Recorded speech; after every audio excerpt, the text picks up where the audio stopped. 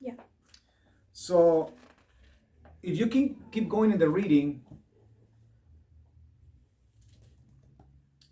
uh, Jacob mentions something. He says, okay, God is my God, He's with me, but if you just keep me alive in all this experience and all this journey, okay? And he said, if you just give me bread to eat and clothing to wear, that will be enough for me. So think about that phrase. So Jacob is asking God, he's meeting God. What would you ask Hashem, the creator of the universe, what would you ask if you have an experience like this and you know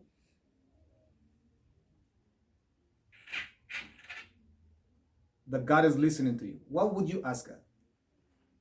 Think about it. Don't tell me that you're gonna, oh, you want a guy, uh, 7 feet tall, yeah, green eyes. Or who knows? Maybe you like short guys, 4 feet tall, 3 feet tall. I don't know. Who knows? I mean, there are good guys, 3 feet tall. I mean, it's about the heart. It's about the soul. Yeah, it's not about physical. Everything is not physical. So, what would you ask? It's a question. I want to hear from you. A happy life. Huh? A happy life. A happy life? No. God will say, I can't give you that.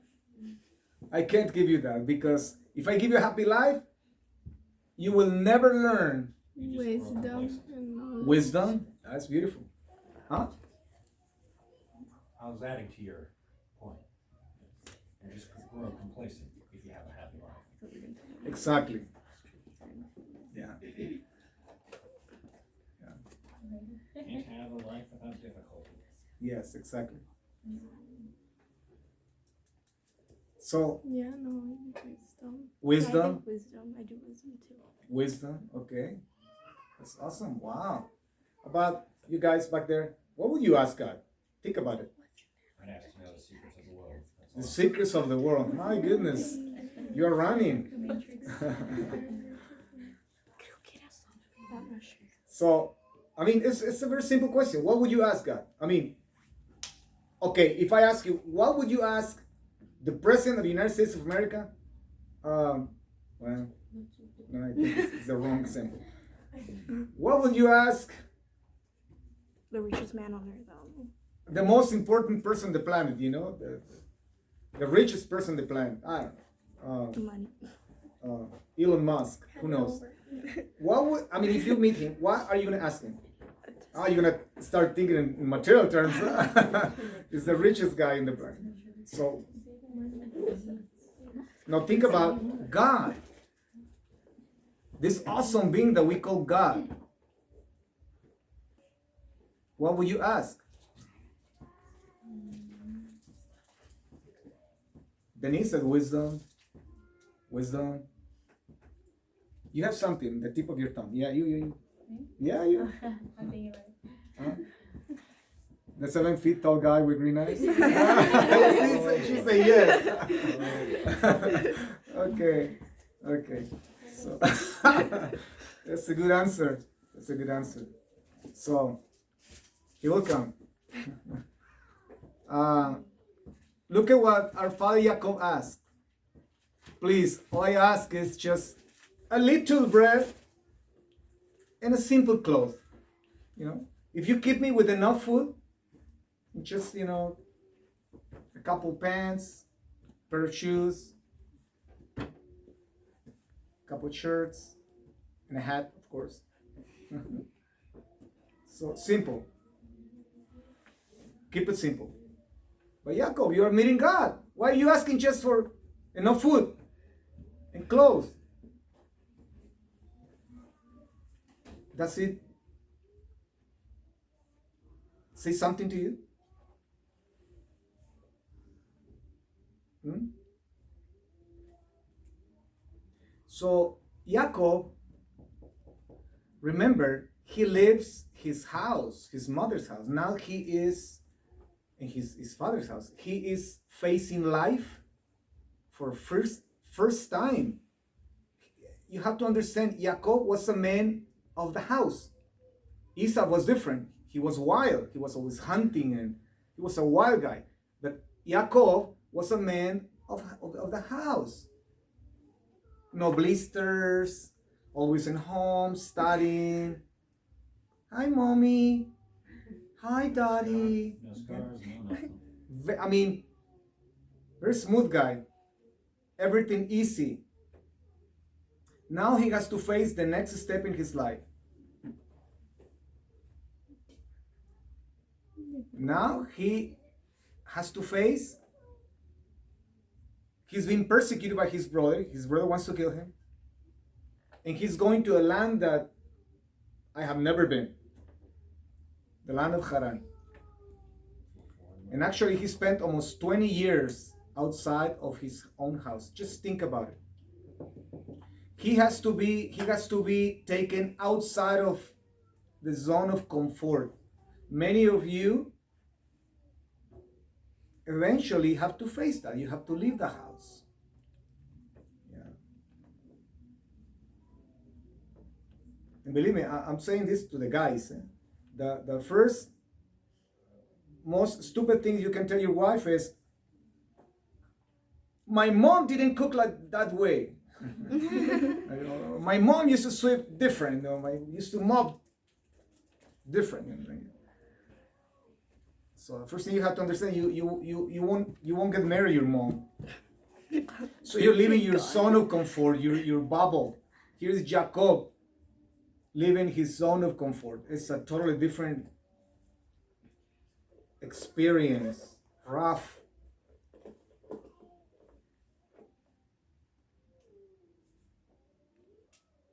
So he doesn't have even a pillow. So why are you asking for wisdom if you don't even have a pillow? You're trembling. Oh, give me a blanket at least. I'm homeless here, running away from my brother. He wants to kill me. What's wrong? What's wrong with you? Okay? So he asked for enough food and enough to cover myself from the elements, enough clothes. Yeah. So the first thing I see here, he doesn't fall in the propaganda that you all guys are being experiencing daily. Yesterday I was cutting wood in my ranch, and I couldn't. The chainsaw broke. I had to use my axe. Gigi was helping me there, picking all the wood, and I was listening to I had my car, the radio in my car on. I was listening to the radio, and I told you, turn that thing off, please. It's amazing. Amazing. Have you heard the radio here in this city? 95% of all the commercials, just keep an eye. Let me see. And, to the if the clock stops. 95% or more of the commercials are about cars. Have you noticed that? Nothing but tin and aluminum garbage. It's amazing. Honestly, turn on the radio and it's about 95% is cars. You need a new car. I told my daughter, turn off that thing, please.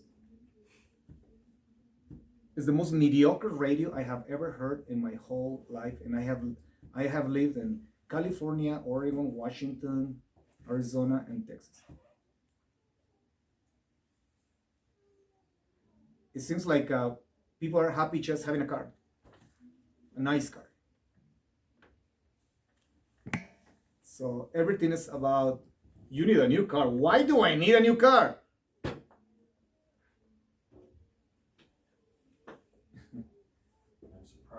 And if you don't have a new car, oh my gosh, you are in trouble, because the whole neighborhood they're gonna be criticizing you because you have the carcachita there, and everybody has a brand new car. Have you noticed? Living in cities is about living in a competition.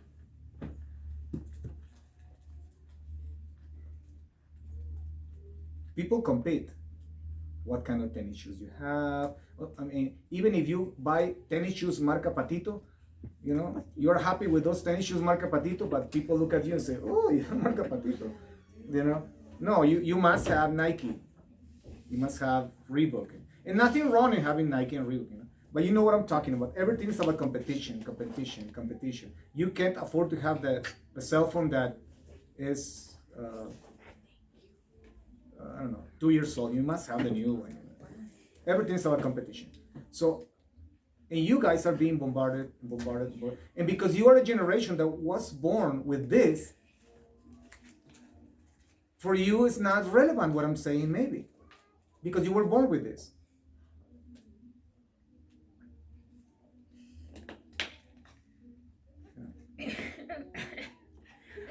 So, but we are coming, people my age are coming from decades back, before you were even thinking to come to this planet. And we see the development of this society that is a society that is in the trap of more.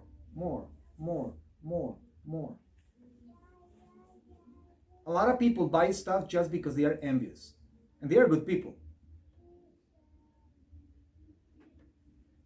Think about this. Why do you want the latest and you run to the Black Friday to get the latest iPod or cell phone, whatever, if you had a good one? That, you know what?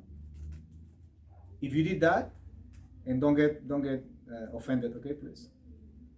If you did that, it's because you're envious. You envy other people. You must have that. You have to compete. Because your self-esteem is going to go so low because you have that iPod. It's 2 years old, And that is misery.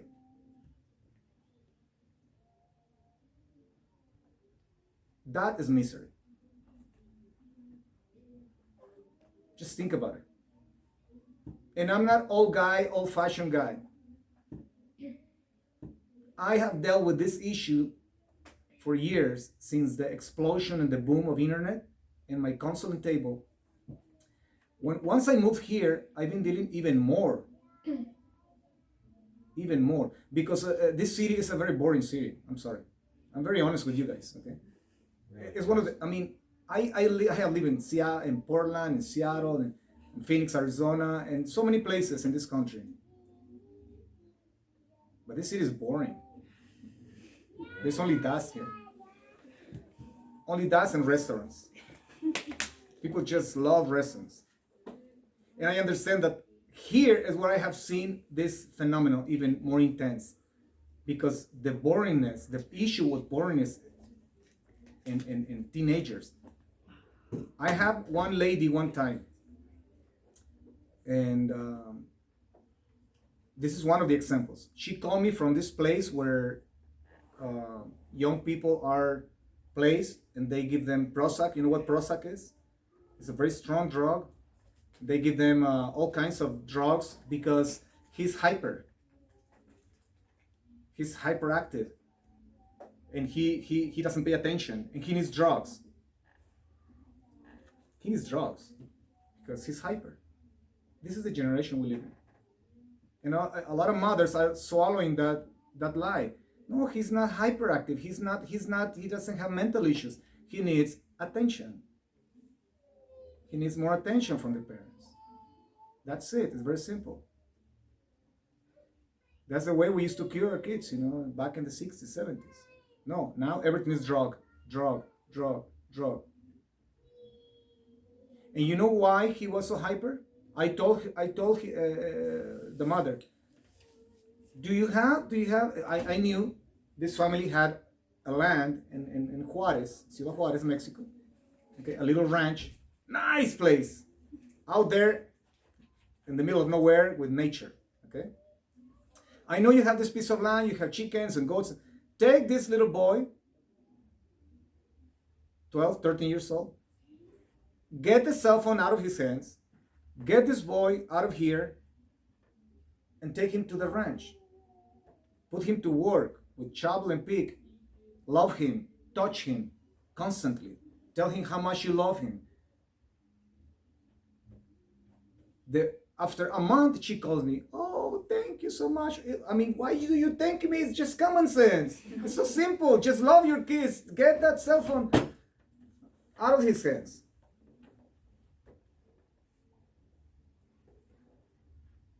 It's very simple. But it's people compete. Yeah. And maybe I know this is hard for you guys because I know the cell phone is an extension of your arm. I know, I understand that. But years are gonna come, and time is gonna get you. And when you have your kids, you're gonna understand what I'm saying. You may not understand what I'm saying in this moment. Yeah. You may disagree with me. I understand that. And that's the point. Yeah. You don't have to agree with me in this moment with everything I say in this room. But when the time comes, you have your kids, you're gonna say like, how I wish I can contact to tell him, now I get it. Yeah. So here we have Jacob with no desires of material possessions, no desires of nothing but give me enough food, enough cloth. Think about our father Jacob in our generation. Think about him. He meets God, and if he falls in the trap of this society, can you picture him asking, oh, give me the latest cell phone, the latest iPod, and oh, by the way, I need this tablet, this is a good one because this one I can do the selfies more, and this, can you picture Jacob? No. Unique, it's a unique person. And you're a unique person. You don't have to fall the trap of competition, of trying to look white using the apps, What's the point? You're so beautiful. That skin is beautiful. Or you're not happy with your white skin. You're trying to tan and trying to look. Have you seen those ladies, those mothers, that they are, 50, 55, that they need so much attention? It seems like they don't have a husband. Have you seen these ladies with selfie and they do the body, they do it to look like. What's in their minds? That's misery. They want to live a time that is not theirs anymore. It is gone. It is gone. Wake up, mother. It disappears with age. It is finished. Love your grandsons. But no, we have to compete. And everything is because envy. Envy produces this. I want to have that body that, it's misery. That's misery. Somebody told me the other day, why don't you use that just for men? Have you seen those commercials? Just for men. They dye their mustache. And why don't you cut your beard? A little, you look better. My wife wants. It's not your business. 2, my wife loves me this way. Yeah, if I shave, she will not recognize me. Who's this man in the house? What's the point? Am I gonna be competing with the youngest? What's the point? You have to accept who you are. That makes your life more meaningful. Are you getting the idea? So, envy is horrible. So here we have Yaakov Avinu. Give me enough. That's all I need. That's all I need. Big difference between what we need and what we want.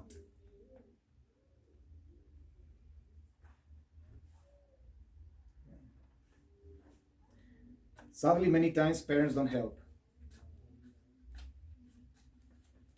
Daddy, I want that new cell phone. Daddy, I want those new shoes. Daddy, when your closet has 20 pairs of shoes, you know, what's the point? You know what's the point? It's envy. You desire what is right there in the TV, right there in the mall, those pictures. You're driving, you see it everywhere. Voices, voices, voices. You need it, you need it, you need it, you need it. You can look handsome, you can look beautiful, you need it, you need it. All this propaganda. That's it's being in a prison. You are a victim. You are a prisoner of your own desire. I would say of our own. I have to include myself. I'm sorry, because this pertains to every single human being. Yeah, I'm not excused. I'm not outside of the picture. Okay, it's our daily life. So you missed the best part. Tell me when we get home. This is still working? Yeah. Okay, just keep an eye. So all I need is the basics for my life, the necessities for my life. How many of you have come to my ranch? All right. I want to see you in my ranch one day. And you might think, people think that because they have a ranch, 13 acres, and people think, oh, this guy might be rich. Or this guy, how many heads of cows do you own? How many horses do you? No, I have humans only. I have only humans, a few chickens and duckies or turtles. But when you come to my ranch, you'll see I live a very simple life. Very simple.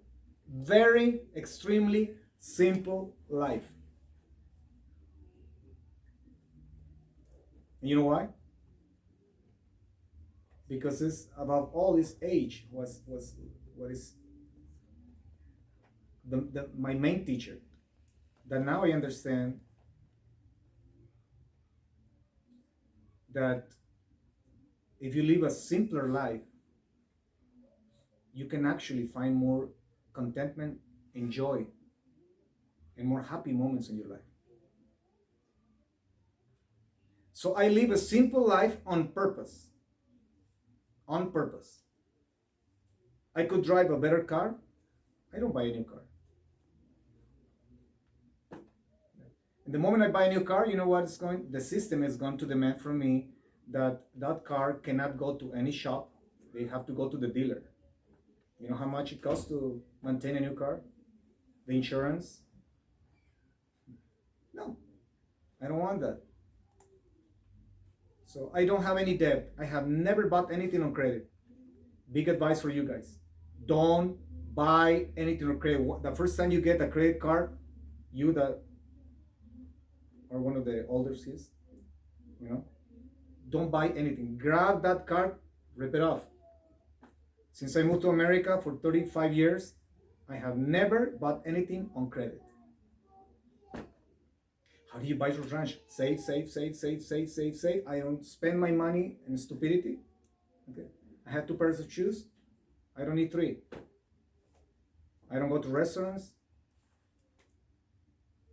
I'm a ranch. So this is an advice that I give you. Yeah. You need it, you need it. No, I don't need it. I don't need it. So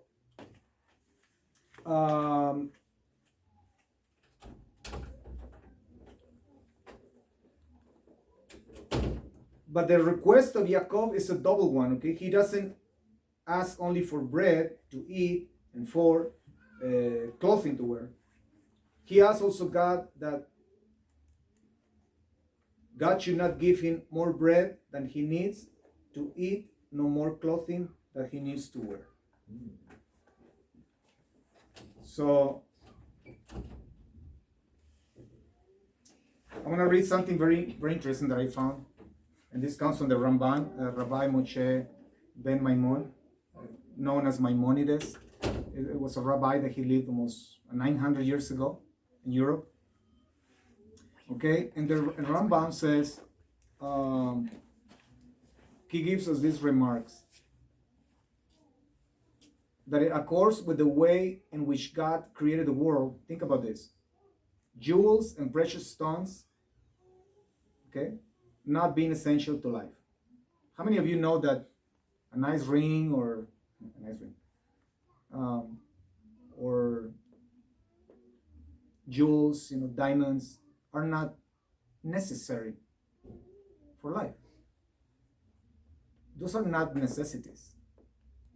You may have a ring with a diamond, it's beautiful, okay? But it's not something that you need. Am I explaining myself? Okay, well, this is what the Ramban says. It's not essential to life. Even though these jewels and these precious stones are found only sparingly in the universe. So you don't dig in the yard of your house and you find, oh, I found diamonds. I mean, it's very rare, maybe in Africa, Northern Africa, and in certain places in the world where diamonds, emeralds, and all these precious stones abound. Yeah, but this is basically in certain place, only sparingly in the universe. Food, on the other hand, which is a necessity, is found in much greater abundance. Yeah. I was walking the other day around here and I saw a tree that the branches were going kind of outside. It's kind of like a wild apple. I don't know how they call it here in El Paso. And I mean, food, you can find food everywhere. If you get lost in the desert, if you just know what kind of cactus are edible, you survive. So food is everywhere. Contrary to jewels and pearls and precious stones and gold and silver. Water, which is even more vital, is found more frequently than food. Yeah. And air, think about air. I don't know if you thought about this. And air, which is even more necessary than water, is found everywhere. Okay? Think about the logic of this thought. This is deep.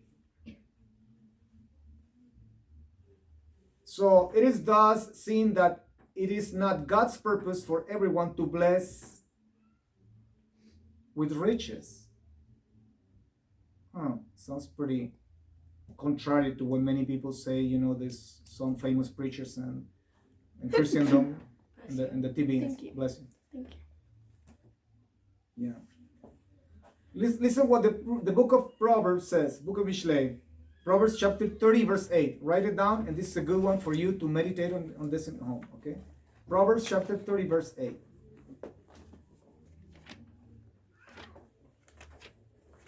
Can somebody read it for me, please?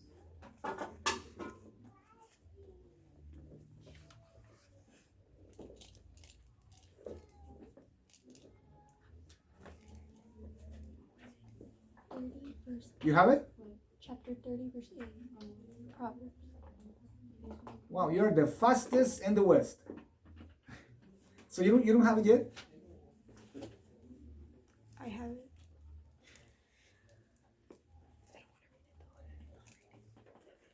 Danny, you have it? No?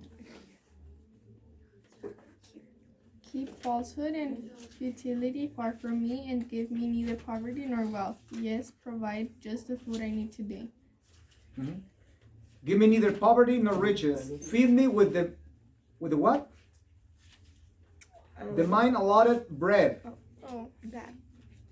Can you read it again? Keep falsehood and futility far from me, and give me neither poverty nor wealth. Mm-hmm. Yes, provide just the food I need today. Why? Keep reading. For if I have too much, I might deny you and say, who is Adonai? Because if you give me too much, I'm going to end up denying you. Wow. What was the verse? Chapter 30, verse 8, and I think it's 9. 8 and 9. If you give me too much, I know myself. Have you heard people say, oh, if I just can win the lotto, the lottery. Oh, I'm going to help so many people in the world. Get out of here. You won't do that. You're a hypocrite. The first thing you're going to do is you're going to buy the first iPod, the best car, the best. And then if there is some leftovers, Yeah. God knows us. God knows our condition. Maybe there are a few exceptions out there. Obviously, there are a few exceptions. Just that small. But if you give me too much, I'm gonna deny you. I'm gonna forget you. Honestly, think about it. If young people today, with just a miserable electronic in their hands, forget about God, think about if that same young guy or young girl would serve God and love God if God gives him $1 billion.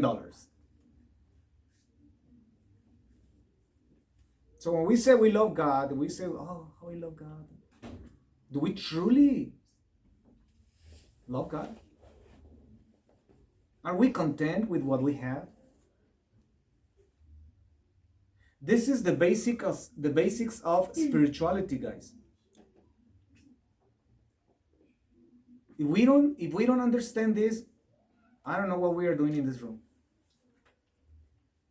If we don't understand this and we don't leave this room with a conscience that is actually telling me why this ladder was on the ground and the top on the skies, on the heavens, if I don't understand why, I don't know why we have to fulfill this religious weekly thing. We need to understand the basics of spirituality.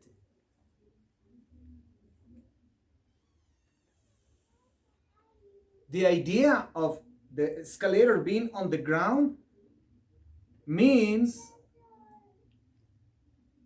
I know represents the Messiah, and I know the chapter 1 of John, Johanan talks about that he is the escalator. He's the one that unites the material world and the spiritual world.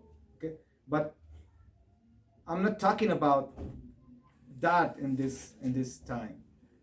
I'm talking about something more pragmatical, more practical. The escalator is grounded on the soil, and the top is on the heaven. This is something that you need to get today. You are also, you represent, that escalator represents you, represents me. That my life has to be grounded right here. We have to put our feet on the ground. But the top, what's the top? My thinking soul, my mind, my heart should be on the heavens. So that's why we are humans. A lot of people think that, oh, everything is spiritual, and they quit their jobs and they, wait a minute, that is fanaticism, No, be a human, Put your feet on the ground, go to school, study, love your family, do what you know what to do. Fight the daily fight against this propaganda. Try to do as much you can. Pray, study your Torah, spend less time with the cell phone. Can actually that be done? These are the basics, like I said. I understand that a lot of things that sometimes I said, some people don't get it because they don't have an affinity with the Torah. They don't have. Sometimes I say, well, let's go to Proverbs so and so, or chapter of the, and sometimes I look around and I see some people looking in the index. My gosh, you were born in a spiritual home, in a godly, in a pious home. Why you have any business in the index of the Bible? You are supposed to know where that book is. But some of you are not familiar with the Bible itself because you are so more familiar with the other things. That is when the unbalance comes and the tragedy comes. And then what I don't want you to go through is what a lot of religious people go through when they are married and when they get old. You know what these people do? They, oh, why God? Why God? Well, why God? You were always with that stupid electronic. You were always, with all this stupidity, parties. And now you're asking why? It's very simple. If you don't absorb today, tomorrow, next week, next month, if you don't put more attention to the wisdom, well, wise girl, he said, I would ask for wisdom, she said. And I know that some of you thought maybe the same thing. You are good people, good young people.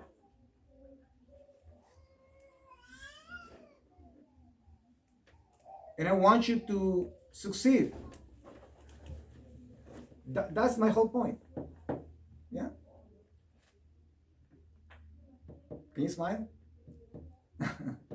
I love you guys. You should know that. And whatever I said in this room will always be for your own good. Always, even if it sounds harsh. Yeah. So I don't know how much time we have, but let me finish with this. You know, when you go to the Torah, in the book of Deuteronomy, you can write it down also. We're not going to read it because the time is short now. Deuteronomy chapter 17, verse 16 through 17. Even there is a commandment for the king. The king. Okay? You know what it says? According to the Torah, the word of God, even the king was not permitted luxuries. The king has to be grounded as well. The breaking news, when was that? Yesterday morning, Friday morning. Okay. This gentleman in the White House invited, I don't know how many people, you know, and the President of France came, and hundreds of thousands of dollars just for a dinner. I don't know if this went through millions. For a dinner. A special dinner because the President of France is coming. And look at our country, it's going to hell. It's going down the hill. Look at the economy. Look at the borders. Look at everything. Look at the schools. Look at the homeless. The problem that I told you in Seattle, Portland, California. The whole nation is going down the hill. We're paying about $3 here of gas. You know how much I was paying in Seattle? I just came back from Seattle. About $6.25, $6.50 per gallon. Middle class is disappearing. Poverty in the richest and more powerful country in America. And this gentleman having a dinner of hundreds of thousands of dollars. I don't know if you understand what I'm saying here. Even the kings in the Bible are prohibited to get luxury. Do you think that the people in the government, they care about this?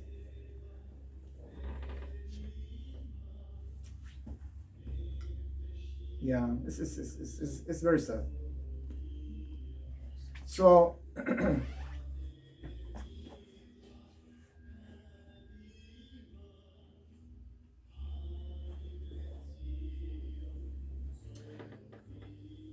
but they are sending us the signal already.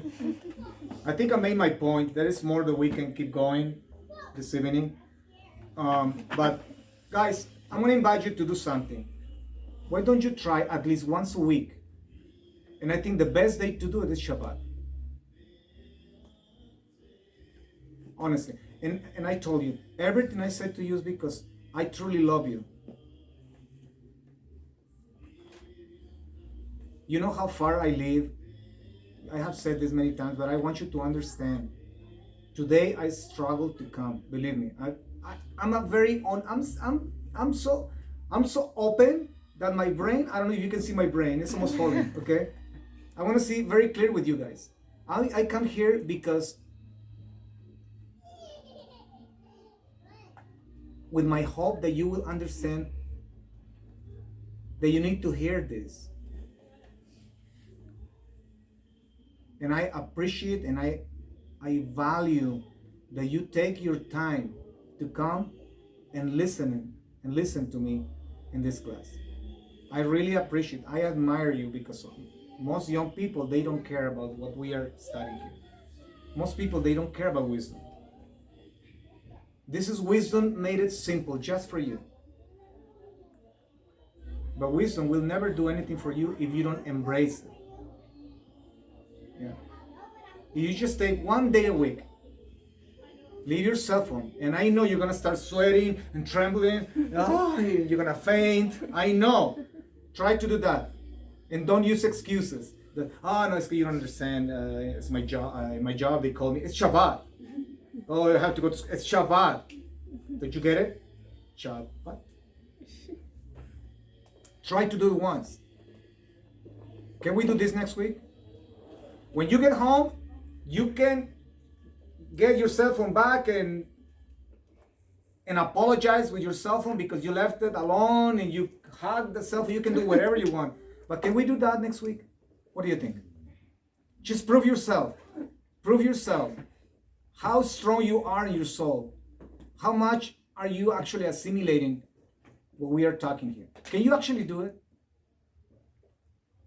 What do you think, Dennis? I can try. No, don't try. Do it.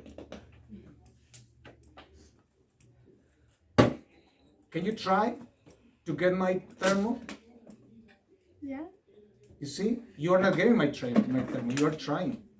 And now, can you get my thermo, Dennis? I get it. Can you get my thermo? You got my thermo. You didn't try. It's very simple. Try to do that. If you can leave your cell phone in your house next Shabbat, you are getting into a different level of spirituality. Believe me. Huh?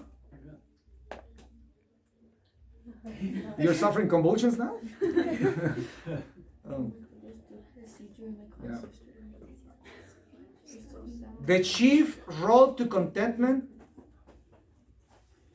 Okay. However, the royal road is the simple life.